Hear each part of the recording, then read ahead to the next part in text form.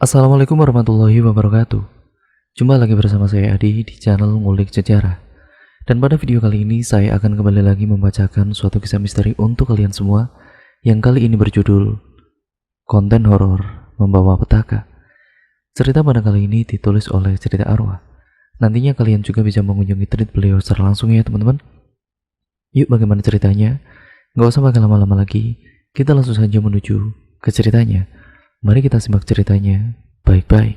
Persiapkan diri kalian.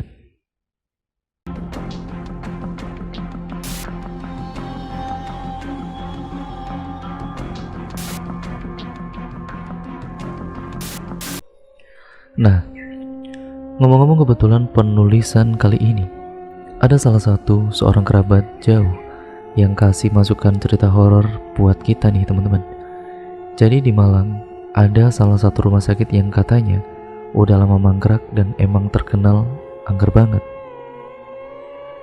Di sisi lain sebut saja namanya Niko, Randi, Salwa, dan Kukun.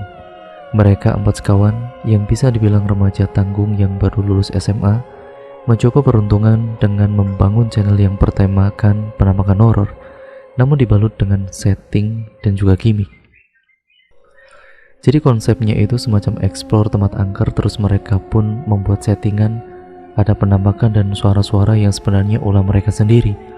Namun, apes bagi mereka semua baru saja ingin memulai konten YouTube-nya, ternyata salah seorang dari mereka ikut terculik ke alam lain. Dan gadis yang bernama Salwa ini kesurupan sampai 7 hari 7 malam lamanya. Duh, niatnya mau buat konten explore tempat creepy kok malah dapat petaka. Lalu bagaimana kelanjutan ceritanya? Seperti biasa langsung saja kita mulai ceritanya. Sekitar 1 minggu yang lalu aku, yaitu Marcel, baru saja mendapat DM dari salah seorang teman SMP ku saat aku sekolah di Malang yang namanya Riko. Sempat agak kaget, Riko tiba-tiba memfollowku dan kemudian mengirimkan pesan singkat melalui DM. Seperti pada umumnya teman yang sudah lama tidak berkomunikasi, Riko kemudian sedikit berbasa-basi menanyakan kabarku dan juga sebaliknya. Percakapan itu lalu berlanjut menceritakan kegiatan-kegiatan serta kesibukan apa saja yang sedang kita masing-masing lakukan. Hingga pada akhirnya aku menanyakan bagaimana keadaan keluarganya sekarang. Riko lalu menceritakan jika kini ia sedang menghadapi sebuah masalah. Adik bungsunya yang bernama Salwa baru saja sembuh dari sakit non-medis saat ia diajak oleh teman-temannya membuat konten horor di salah satu rumah sakit mangkrak yang ada di kota Malang. Aku yang masih tidak paham dengan ucapan Riko lalu kemudian menegaskan kembali apa hubungannya antara sakit non-medis adiknya itu dengan rumah sakit mangkrak tersebut. Riko lalu membalas pesanku dan mengatakan jika nanti aku ada waktu senggang, ia ingin meminta waktuku untuk berbicara di telepon saja untuk menceritakan kronologisnya. Singkat ceritanya, setelah waktuku agak senggang, aku mencoba menelepon Riko untuk berbicara langsung. Tanpa banyak basa-basi, Riko dalam sambungan telepon langsung menceritakan pengalaman adik bungsunya itu, Salwa Fatimah, anak ketiga dari 3 bersaudara. Sebagai anak yang paling bungsu, Salwa mempunyai sifat yang manja dan memang terbuka. Salwa ini tidak malu-malu untuk curhat sama kedua abangnya, Riko dan juga Hanif, mengenai masalah percintaan maupun mimpi-mimpi dan keinginannya yang akan ia raih. Salah satu contohnya, sejak Salwa masih bersekolah SMA, ia selalu bercerita kepada kedua kakaknya jika kelak ia ingin menjadi seorang konten kreator terkenal seperti misalnya Ria Ricis. Salwa sebenarnya sudah membuat channel YouTube-nya sendiri dengan tema sederhana, yaitu tentang Shopee haul, OOTD murah, make up, dan lain-lain.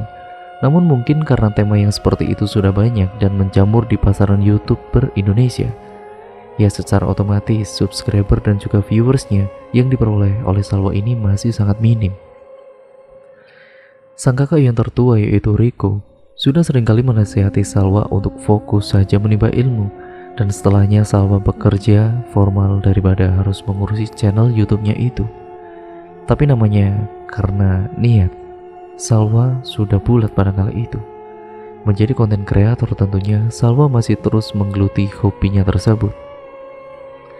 Sampai lama kelamaan Salwa sendiri merasa tekor ya karena harus membeli peralatan di Shopee untuk dibuat konten. Sang kakak kedua yaitu Hanif lalu memberi masukan kepada Salwa jika lebih baik membuat konten horor saja, ya karena materi yang didapat banyak dan tidak harus banyak mengeluarkan uang. Salwa pun akhirnya mengikuti masukan dari sang kakaknya itu.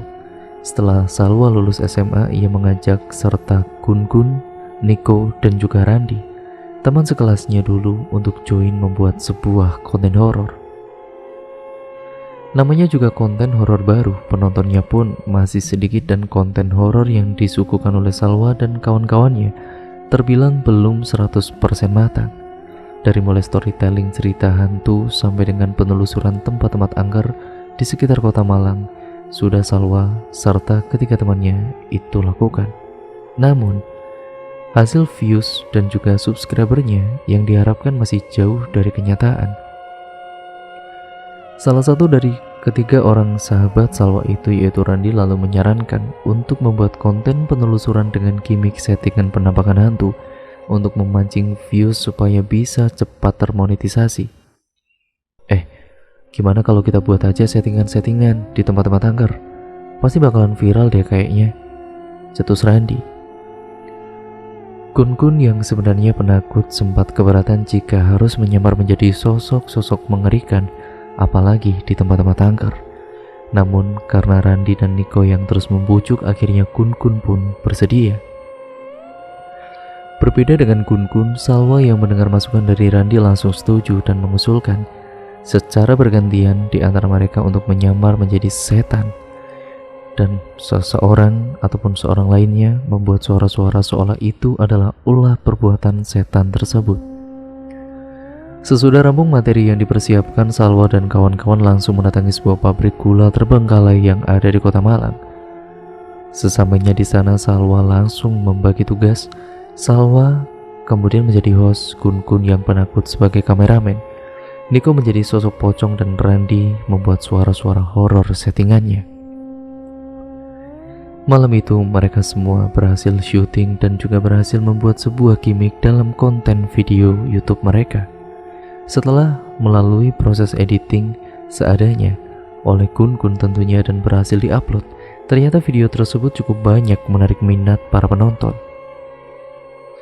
Salwa dan teman-temannya itu menjadi ketagihan untuk membuat konten-konten settingan tersebut. Salah satunya tempat yang akan mereka jelajahi kemudian adalah rumah sakit terbengkalai di kota Malang yang konon katanya rumah sakit tersebut banyak terisi oleh hawa-hawa negatif bekas pasien yang telah meninggal, terutama di kamar jenazah. Kali ini yang bertugas menjadi setan adalah Salwa sebagai kuntilanak dan Gun-Gun yang bertugas sebagai pocong, serta Rico menjadi kameramen dan Randy sebagai hostnya. Pada kala itu mereka tidak tahu jika perbuatannya itu akan menjadi sebuah petaka, terutama bagi Salwa dan Gun-Gun yang menjadi hantu. Sebelumnya Salwa dan kawan-kawan sudah melakukan briefing untuk pematangan konsep sebelum pengambilan video di malam harinya. Rencananya Salwa akan bersembunyi dan juga menampakkan diri di ruang bekas operasi, dan Gun-Gun si penakut akan ada di bekas kamar jenazah. Di tengah penelusuran pun, Randi si host akan dibuat seolah-olah kesurupan setelah melihat dua penampakan, yaitu yang pertama kuntilanak yaitu si Salwa dan pocong yaitu si Gun-Gun. Dalam keadaan chaos itu, rencananya si kameramen akan panik dan berlari mencari pertolongan. Setelah semuanya dipersiapkan secara matang, mereka pun kembali ke rumah sakit terbengkalai itu tepat pukul 12 malam. Salwa dan Gun-Gun yang sudah mempersiapkan diri dengan balutan kostum itu pun segera menempati ruangan yang telah ditentukan sebelumnya. Sedangkan Randi dan juga Nico pun langsung bergerak mengeksplor rumah sakit tersebut. Namun baru saja mengeksplor di bagian bangsal rumah sakit, Randi dan Nico dikejutkan dengan penampakan sosok Salwa si kuntilanak. Randi yang menyangka itu adalah sebuah improvisasi akting dari Salwa, kemudian langsung berpura-pura lari menuju ke ruangan bagian lain, yang nyatanya kini ia pun melihat sosok si pocong Kun Kun. Randy pun sempat heran manakala ia melihat dua temannya itu berada di tempat yang bukan seharusnya. Namun karena kamera yang terus merekam, Randy langsung kembali berakting pura-pura kesurupan sampai pada bagian klimaks dari videonya. Nico si kameramen utama memperlihatkan dirinya panik mencari bantuan dan menghentikan rekaman. Sesudah dirasa berhasil mengambil video untuk konten, Nico dan Randy pun menunggu-nunggu kehadiran dua temannya yang tidak kunjung datang. Lah, si Kun Kun sama si Salwa kemana? Kok nggak datang-datang sih? Kan seharusnya tadi mereka tahu kalau kita sudah selesai pengambilan video, tanya Nico kepada Randy. Aku yang nggak tahu kok kemana mereka. Malah tadi sempat kaget mereka berdua bisa muncul di tempat yang berbeda. Kan sudah di briefing kalau Salwa di bagian ruang operasi dan Kun Kun di bagian kamar jenazah. Ya Bu, ya kalau mau improvisasi kayak gini kenapa gak diomongin di awal sih pas lagi briefing? Jawab Randy yang juga heran dengan tingkah laku Salwa serta Kun Kun. Saat menunggu-nunggu kedatangan Salwa dan Kun Kun kembali, ternyata Nico serta Randy mendengar suara jeritan dan kemudian suara tangis perempuan dari dalam rumah sakit. Sontak mereka berdua langsung berlari ke arah suara yang ternyata di sana masih ada Salwa sedang terduduk di sudut ruangan sambil menutup matanya. Ayo pulang, aku nggak mau kesini lagi, nggak mau, ucapnya sambil menangis histeris. Randy dan juga Nico pun heran, ya ketika ia melihat Salwa yang asli masih ada di ruang operasi. Jika benar ini adalah Salwa yang asli, berarti di ruang bangsal pasien tadi adalah penampakan nyata kuntilanak yang baru dilihat oleh Randy. Perasaan mereka berdua semakin tidak karuan manakala melihat kondisi Salwa yang masih terus menangis dan tidak mau berhenti. Nico lalu menyuruh Randy untuk menjemput Kun Kun di ruang jenazah, sedangkan dirinya menenangkan Salwa yang masih menangis di dalam mobil. Dengan agak takut-takut dan juga khawatir, Randy segera berlari sambil meneriakkan nama Kun Kun ke dalam rumah sakit mangkrak tersebut. Begitu Randy membuka kamar jenazah, ia kaget bukan main.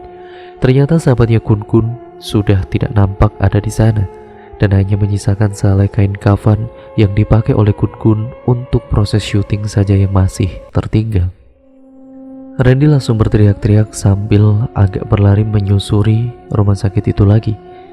Ia berpikir mungkin saja Kun Kun yang penakut ini kabur dan juga bersembunyi di tempat lain.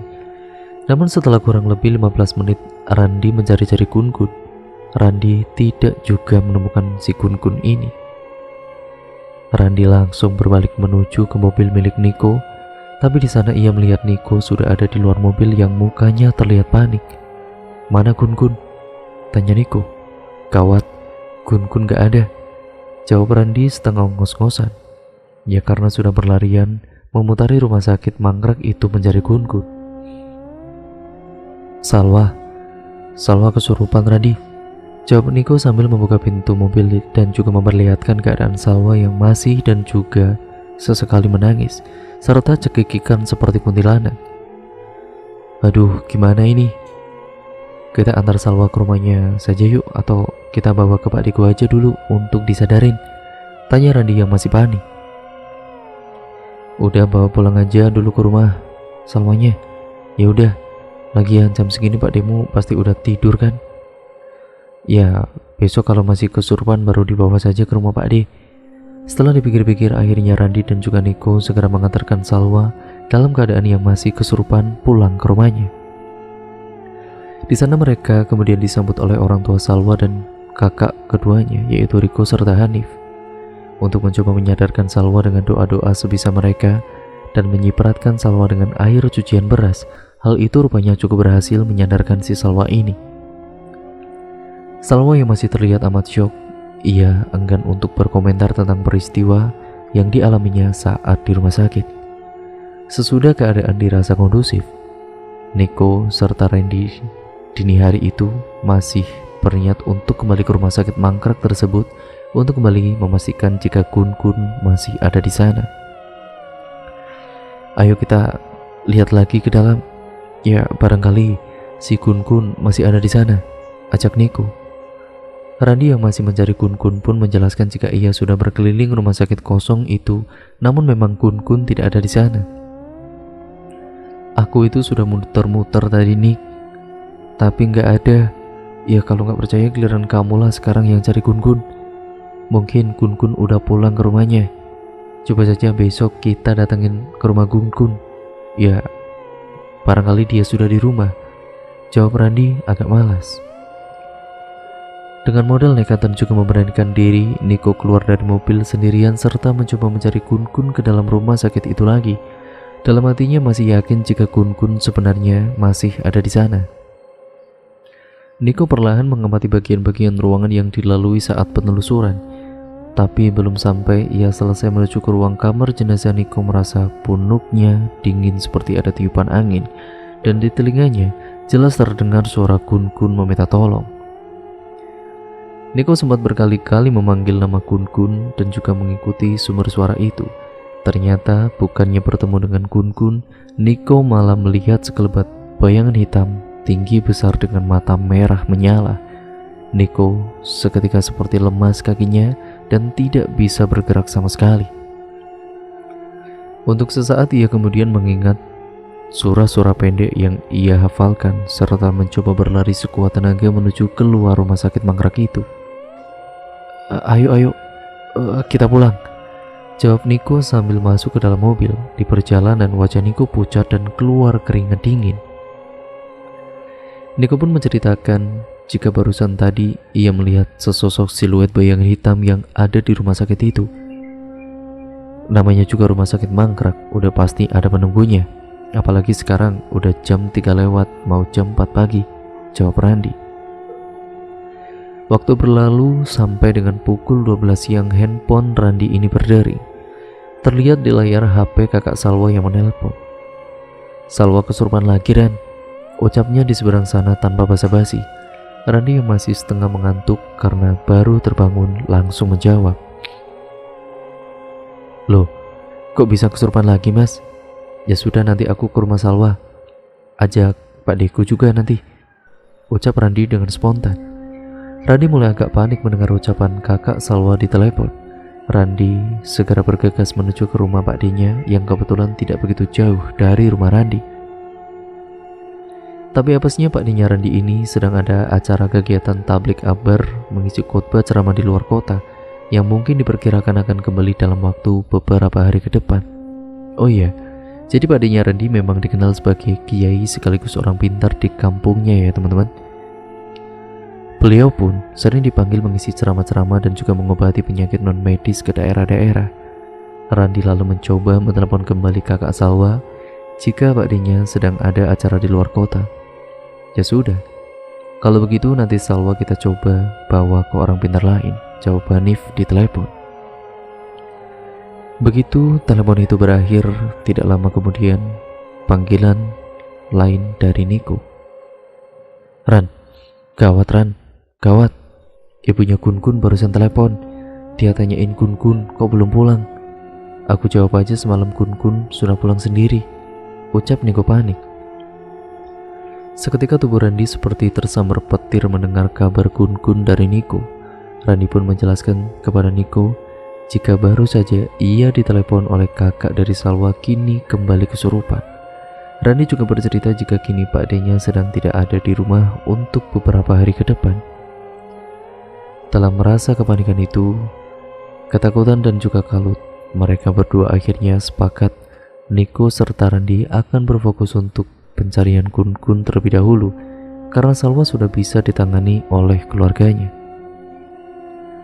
Pencarian itu pun rencananya akan melibatkan orang pintar yang bisa membantu mereka menemukan Kun-kun. Kini giliran Niko yang mengajak Randi untuk mendatangi Pak Nuri yang rumahnya berada di daerah Jember. Pak Nuri ini bisa dibilang orang pintar kepercayaan atau bisa dibilang guru spiritual dari kedua orang tuanya Niko. Hari itu juga mereka berdua langsung bergerak menuju ke rumah beliau. Begitu sampai di rumah Pak Nuri, Niko serta Randi langsung menceritakan jika mereka kehilangan jejak dari sahabatnya yaitu Kun-kun. Mereka berdua pun mengakui mungkin ini ada sebab akibatnya dari perbuatan mereka yang sengaja seolah menantang setan atau hantu penunggu rumah sakit mangkrak tersebut. Kalian ini gegabah sekali, ceroboh. Teman kalian kini sudah terbawa ke alam jin, ucap Pak Nuri. Seketika Randi dan juga Niko hanya bisa saling pandang. Mereka kompak menanyakan lagi bagaimana caranya untuk menemukan Gun-Gun yang sudah terbawa ke alam lain. Ayo, sekarang juga antar saya ke tempat itu sebelum terlambat. Tapi sebelum ke sana, bawa dulu sesajen dan juga wewangian dupa sebagai tanda permohonan maaf kalian teruntuk penghuni yang ada di sana. Perintah dari Pak Nuri. Dalam perjalanan dari Jember menuju ke Kota Malang, mereka menyempatkan membeli perlengkapan untuk ritual upacara ketika di rumah sakit sesuai dengan anjuran dari Pak Nuri. Sesudah semua perlengkapan siap, mereka bertiga pun segera mendatangi rumah sakit itu kembali. Sesamanya di sana, Pak Nuri segera menanyakan di mana titik lokasi yang dianggap Gun-Gun menghilang, dan Randi lalu menunjukkan tempatnya, yaitu ke kamar jenazah. Kalian tunggu di luar, biar saya yang akan berkomunikasi dengan makhluk ini, jawab Pak Nuri sambil membawa sesajen serta pergi masuk ke ruang jenazah itu sendiri. Di luar nampak Niko dan juga Randi masih was-was dan juga gusar. Terlebih Niko yang selalu dihubungi via WhatsApp oleh ibunya Gun-Gun tentang anak sematawayangnya itu. Tidak berbeda jauh dengan Niko, Randi pun masih mendapat pesan masuk dari Hanif jika adiknya yaitu Salwa keadaannya masih lemah karena tadi hampir 3 jam Salwa kesurupan. Niko dan juga Randi pun akhirnya saling berdebat dan juga saling salah menyalahkan akibat kejadian yang menimpa mereka berdua pasca syuting di lokasi horor rumah sakit Mangkrak Malang yang memang terkenal sangat wingit. Beruntung tidak lama Pak Nuri keluar dan bisa melerai keributan antara Niko serta si Randi. Sudah, diam kalian. Kalian ini mau saya bantu untuk menyelesaikan masalah ini atau tidak? Atau mau cari masalah lain? Bentak Pak Nuri. Seketika mereka berdua saling diam dan hanya bisa saling pandang. Gun-Gun akan kembali, namun pilihannya salah satu teman wanita kalian akan gantian menjadi sandera. Para penunggu itu marah, kalian telah berbuat tidak sopan dan juga berbuat seolah menentang para penunggu yang ada di sana, bentak Pak Nuri. Niko dan juga Randi mulai berbisik-bisik jika lebih baik menyelamatkan Gun-Gun terlebih dahulu karena raganya benar-benar hilang. Jika penunggu itu memilih Salwa, setidaknya Salwa masih bisa disembuhkan dan disadarkan oleh kiai atau orang pintar lain karena raga Salwa masih ada. Baik, kami sudah putuskan Pak. Lebih baik kami menyelamatkan Gun-Gun, ucap Randi dan disertai anggukan oleh Niko. Mendengar kepastian dari mereka berdua, Pak Nuri kemudian kembali lagi bermeditasi ke dalam ruangan jenazah sendiri. Sekitar 15 menit kemudian Pak Nuri keluar dan senyum sumringah. Sudah, jangan khawatir. Gun-Gun akan kembali menghubungi kalian setelah 1 kali 24 jam. Tapi, untuk salah seorang sahabat wanita kalian, Bapak yakin keadaannya akan menjadi lebih parah daripada saat ini. Ini di luar dari kemampuan Bapak, ucap Pak Nuri. Mereka berdua sebenarnya masih tidak mengerti apa maksud dari ucapan Pak Nuri tentang di luar kemampuan Pak Nuri. Namun, karena mereka masih berfokus dengan ucapan Pak Nuri yang berkata jika Gun-Gun akan kembali, mereka berdua pun akhirnya jadi ikut sumringah. Saat dalam perjalanan pulang mengantarkan Pak Nuri kembali ke Jember, HP Randi berbunyi. Ia melihat di panggilan telepon Gun-Gun yang memanggilnya. Segera telepon itu ia angkat dan di seberang sana terdengar suara Gun-Gun yang bergetar hebat ketakutan. Gun-Gun ini menyampaikan ia sudah ada di rumah. Sesaat sebelumnya Gun-Gun mengaku jika baru saja ia baru bisa keluar dari rumah sakit Mangkrak tersebut selama berhari-hari. Nanti aku ceritain semuanya menurut versiku.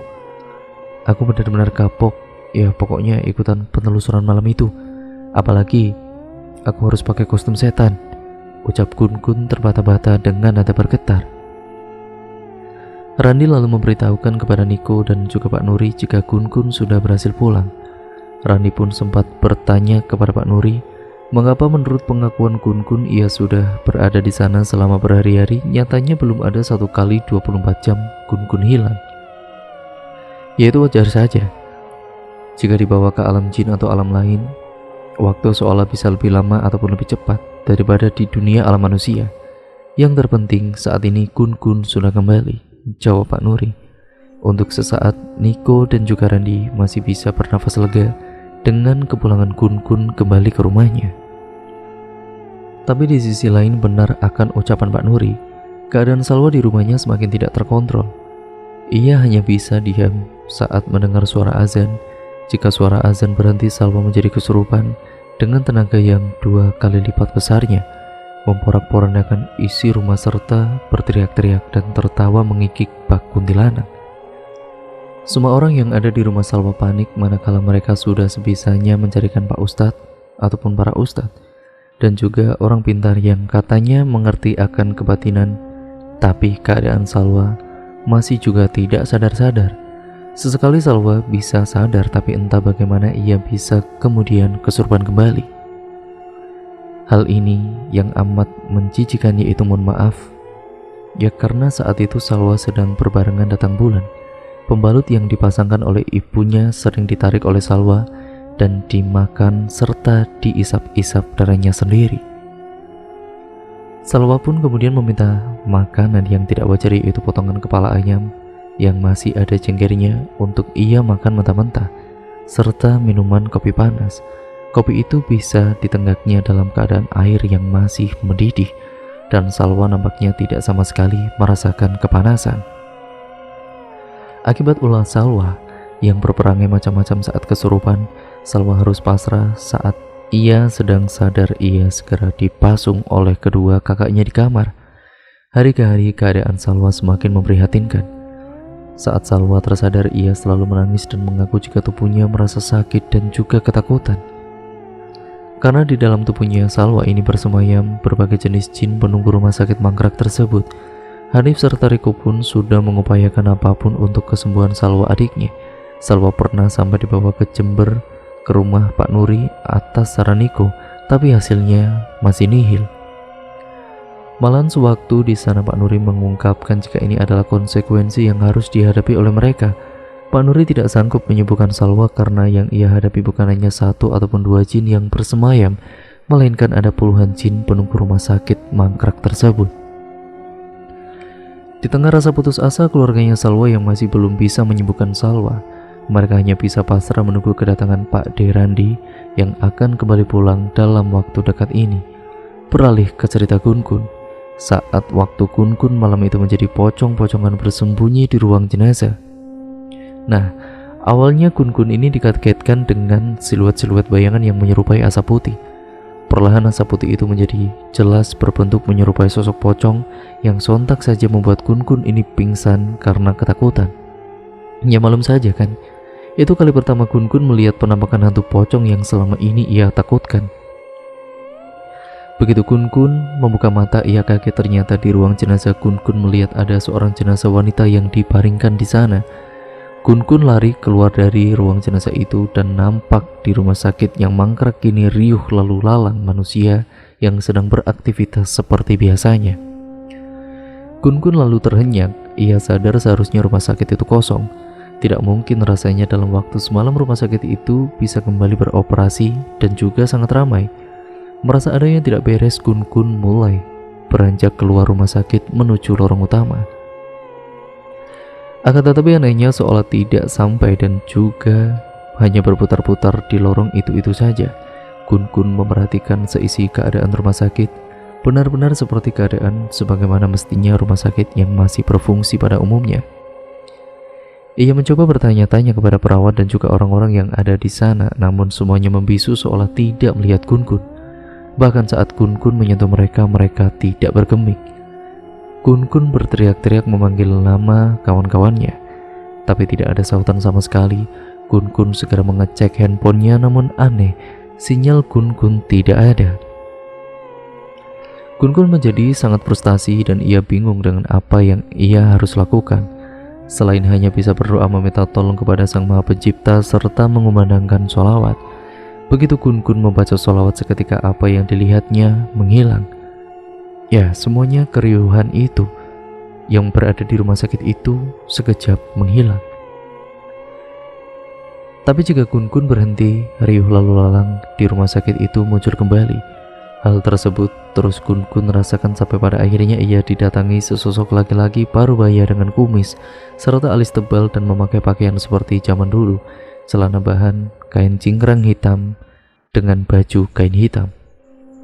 Lelaki itu tanpa basa-basi menyuruh Kun untuk mengikutinya dari belakang agar ia bisa keluar dari rumah sakit mangkrak itu. Namun saat belum sampai keluar, Kun dilarang melihat ke belakang. Jikalau tidak, ia akan benar-benar selamanya tertinggal di rumah sakit mangkrak itu. Kun mengikuti arahan lelaki misterius di depannya sampai dengan menuju ke pintu keluar. Kun membatin sepertinya berulang kali ia mencoba keluar, namun dirinya tetap berputar-putar di rumah sakit itu. Tapi kali ini benar-benar dipermudah hanya karena ada lelaki misterius di hadapannya tersebut. Setelah Kun berhasil keluar, ia kembali melihat orang-orang di luar rumah sakit yang berlalu lalang. Bertepatan dengan bunyi suara azan, Kun mulai terenyak dan sadar jika kali ini ia memang benar-benar sudah kembali ke alam dunia manusia. Sebelumnya di dalam rumah sakit itu, menurut Kun ia tidak mendengar suara azan pada letak rumah sakit dan juga masjid itu dekat. Kun melihat handphonenya yang kini sudah mendapatkan sinyal. Ia menerima banyak pesan masuk dari Randi, Niko, serta orang tuanya yang sangat khawatir. Kun langsung pulang ke rumah dengan menggunakan aplikasi ojek online, dan begitu sampai di rumah, ia segera menelepon Randi. Setelah keadaan Kun membaik, Kun, Randi, dan Niko langsung beranjak ke rumah Salwa untuk menjenguk Salwa yang masih keadaannya memprihatinkan. Akibat rentetan kejadian kesurupan yang masih menimpa Salwa sendiri kini hanya bisa terbaring di ranjang dan sesekali terbangun hanya untuk meminta minum air putih. Dalam keadaan tubuh Salwa yang semakin melemah, Salwa pun masih sering mengalami kesurupan, berteriak-teriak dengan suara yang berbeda-beda, namun perilakunya yang juga berbeda-beda. Sesekali Salwa berperangai seperti kuntilanak yang memilin-milin rambutnya, mulut tersenyum menyeringai dengan tatapan kosong serta suara cekikikannya. Lalu hanya dengan sekejap berubah menjadi sifat anak-anak yang tertawa-tawa sendiri dan juga menunjukkan gestur tubuh layaknya anak kecil. Kemudian berlanjut berubah nada bicaranya dan juga suaranya seperti menggema layaknya seorang pria dewasa, serta tidak jarang pula Salwa berperilaku seperti pocong dengan mata melotot dan juga kedua tangan terlipat di atas perut. Selain itu, menurut sang kakak yaitu Riko, dengan kejadian Salwa kesurupan di rumahnya itu, sering terdengar suara seperti cakaran kuku hewan di tembok bagian luar rumah pada tengah malam. Seringkali di atap rumahnya pun terdengar suara langkah kaki seperti orang yang berjalan serta riuh bunyi anak ayam atau itik, yang suara cekikikan kuntilanak juga, yang saling bersahutan saat waktu menunjukkan pukul 12 malam lewat. Karena tidak tahan terus-menerus diganggu makhluk halus seisi rumah, dan juga Salwa yang masih belum pulih, Hanif dan juga Riko terus-menerus mendesak Randi, Niko, dan juga Kun untuk bertanggung jawab menyelamatkan Salwa dan mengusir hawa-hawa negatif yang ada di rumahnya. Randi, si pencetus ide pembuat konten horor settingan, mau tidak mau, ya dia pun sampai mencari dan juga mendatangi Pak D-nya yang sedang di luar kota. Saat bertemu, si Pak D masih menolak untuk dijemput Randi pulang karena agenda acaranya masih belum selesai.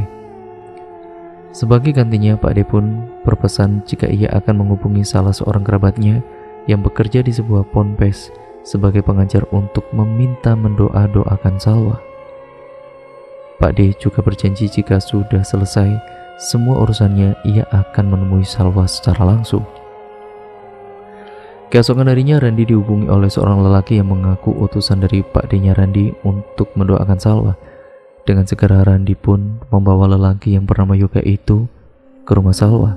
Sesamanya di sana, Pak Yoga langsung diantar oleh Hanif menuju ke kamar Salwa. Begitu Pak Yoga ini masuk dan juga menginjakkan kaki, Salwa langsung berontak dan matanya kini mendelik ke atas berwarna putih semua. Salwa berulang kali meludahi Pak Yoga dan tubuh Salwa yang terikat mencoba memberontak manakala Pak Yoga mengumandangkan doa di telinga Salwa. Salwa hanya tertawa-tawa dan juga menantang Pak Yoga untuk mencoba mengeluarkan semua setan yang ada pada dirinya. Setan atau jin yang ada di tubuh Salwa pun nampak keluar dan masuk berganti-gantian saking banyaknya. Hal itu terus-menerus berlangsung sampai dengan 4 jam. Beruntung, hasil baik dari perlawanan Pak Yoga untuk mengusir jin dan juga setan yang bersemayam di tubuh Salwa adalah mereka memilih untuk menyerah, namun dengan syarat agar diberikan seekor kepala sapi atau kerbau yang ditanam di dekat rumahnya. Pak Yoga jelas menolak permintaan para setan dan juga jin itu, dan mereka mengancam akan kembali esok hari sebelum tengah malam dan membawa banyak pasukan lagi yang akan merasuk di tubuh Salwa jika keinginannya tidak dituruti. Pak Yoga lalu mencoba menghubungi Pak De Randi untuk menceritakan keadaan Salwa, dan menurut Pak De, sebaiknya dalam keadaan Salwa sedang sadar atau tidak kesurupan, segera ia harus dimandikan jenazah dan juga dikafani. Sedangkan kepala kerbau diganti dengan kepala kambing saja, dan semua baju Salwa yang ada di lemari pakaiannya harus ikut dikubur tanpa tersisa. Pak De berujar ini semua harus dilakukan sebelum tengah malam, yang berarti Salwa akan dirasuki oleh banyak jin dan juga setan yang menagih janji. Hal itu dilakukan supaya Salwa seolah telah meninggal dunia. Pak De menambahkan juga jika dalam kurun waktu 3 hari berturut-turut mereka harus menyipratkan air cucian beras yang sudah dicampur garam kasar di sekeliling rumahnya. Singkat ceritanya, di hari itu juga mereka semua mempersiapkan apa yang dipesankan oleh Pak De dan mengafankan si Salwa ini. Tubuh Salwa kemudian disolatkan dan seolah dibuat ia sudah meninggal. Namun yang berbeda saat ingin penguburan jenazah, yang dikuburkan bukan raga Salwa yang masih hidup, melainkan adalah seekor kepala kambing, dan semua baju-baju Salwa serta kain kafan yang dipakai membalut tubuhnya ikut dikuburkan dalam satu liang lahat. Nyatanya cara itu berhasil mengelabui setan dan juga jin yang mendiami tubuh Salwa. Terbukti dari hari ke hari setelah acara ritual tersebut, Salwa semakin membaik dan tidak kesurupan lagi. Sesudah Pak De Randi pulang, ia segera menemui Salwa yang masih dalam kondisi pemulihan. Pak De langsung meruqyah tubuh Salwa kembali agar ia bisa sehat sedia kala, serta membuat pagar goib di rumah Salwa agar segala jin penunggu rumah sakit mangkrak tidak berani datang mengganggu ataupun merasuki tubuh Salwa kembali. Tidak hanya Salwa, Pak De pun ikut meruqyah Kun-kun yang sudah hilang agar Kun-kun tidak diganggu lagi juga. Akibat dari kejadian fatal, mereka semua sepakat untuk tidak meneruskan konten YouTube mereka dan tidak jadi mengupload video saat syuting di rumah sakit mangkrak itu ke dalam platform YouTube mereka. Akhir cerita diketahui saat ini channel yang mereka buat pun sudah tidak aktif, dan semua yang berbau konten horor di dalamnya sudah mereka hapus. Nah, oke ya teman-teman, mungkin sekian dulu cerita horor kali ini. Semoga apa yang baik dalam cerita ini bisa kalian ambil sebagai contoh pembelajaran kehidupan dan buang apa yang tidak baiknya ya teman-teman. Dan cerita pun akhirnya selesai sampai di sini ya teman-teman. Terima kasih untuk kalian semua yang sudah menyimak video kali ini. Jangan lupa untuk kalian like, komen, dan share video kali ini sebanyak-banyaknya. Dan jangan lupa pula untuk kalian klik tombol subscribe serta nyalakan tombol lonceng notifikasinya. Sampai berjumpa di video yang selanjutnya ya teman-teman. Wassalamualaikum warahmatullahi wabarakatuh.